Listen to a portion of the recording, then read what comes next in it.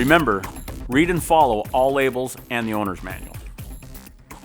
Grinding in your manufacturing operation due to material cleaning, prepping joint bevels, or hiding weld seams can be necessary.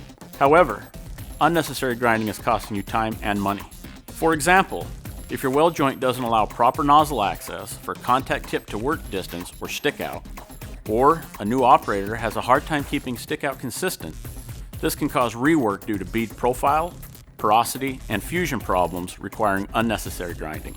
Here are some ways to reduce or remove unnecessary grinding from your weld operation.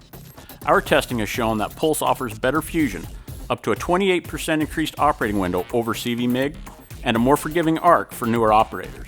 Use adequate gas flow rates and avoid drafty work environments, and maintain proper contact tip to work distance for appropriate gas shielding. For more information, visit millerwelds.com/deltaweld.